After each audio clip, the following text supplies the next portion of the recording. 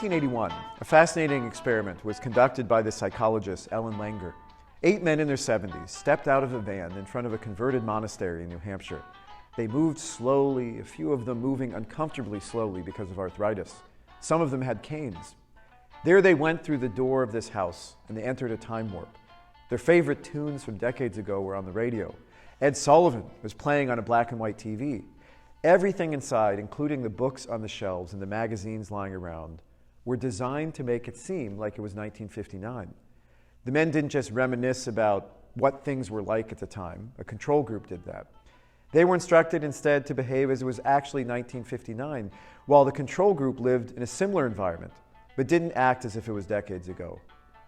This group discussed historical events as if they were current news, and no provisions were made that acknowledged the men's weakened physical state. No one carried their bags or helped them up the stairs or treated them like they were old. There were even pictures lying around of each of the men, of their younger selves, of course. Now, a week later, both the control group and the experimental group showed improvement. Or as Langer wrote, physical strength, manual dexterity, gait, posture, perception, memory, cognition, taste, sensitivity, hearing, and vision. They were all improved. But according to Langer's account, most of those improvements were much more significant in the group that was told to live as if it was actually 1959. A full 63% had better intelligence test scores at the end of the experiment than they did at the beginning, compared with only 44% in the control group. 4 volunteers who knew nothing about the study looked at the before and after photos of the men in the experimental group and said that those in the after photos looked an average of 2 years younger than those in the before. On the last day of the study, Langer wrote that men who seemed so frail just days before ended up playing an impromptu touch football game on the front lawn. Now, we've all been told that we become wiser as we become older. But unfortunately for us, our bodies don't always keep up with this growing clarity and wisdom. Each year that passes in our lives, we build up more experiences, more stories, more interactions with people and places and ideas. Answers that may have confounded us when we were younger begin to make sense, and serious problems or challenges move to the side as the blessing of perspective takes over.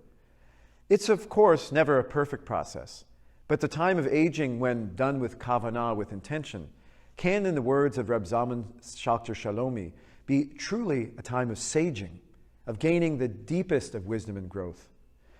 In this week's Parshat Chayyei Sarah, we read that Abraham is nearing the end of his life.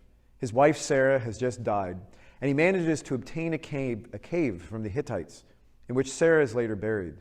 Then we read, V'Avraham zaken ba bayamim, v'Hashem berach et Avraham b'kol. Abraham was old. Oldness has come to his days, or he was advanced in years, and God had blessed him in all things.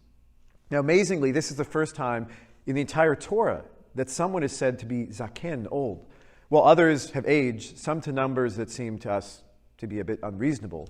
There was seemingly no deeper meaning to their age other than marking the time that they'd been on this earth.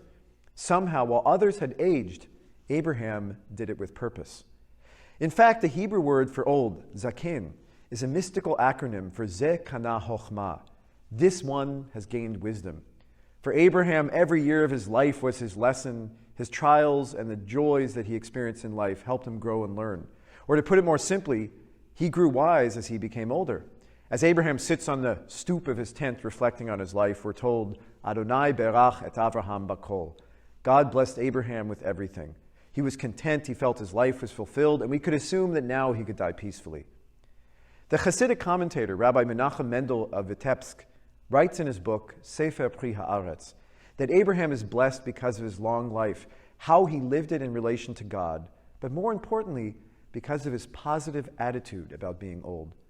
In a way, like the old men in the study, his attitude about aging changed Abraham from the inside out and made sure that this time was one of blessing. So we all get older, and we hope that our lives are filled with blessing as we age. We should take the experiences and learning which we encounter in our daily lives and not just accumulate them, but we should fully live them. May we all take the wisdom we've gained over the years and use them to help our family, our friends, and our community fulfill their needs. If we do this, then when we are old, we too will feel fulfilled. And like Abraham, we'll feel contented. Hopefully then we can see old age as not only becoming wise, but also as a blessing in itself.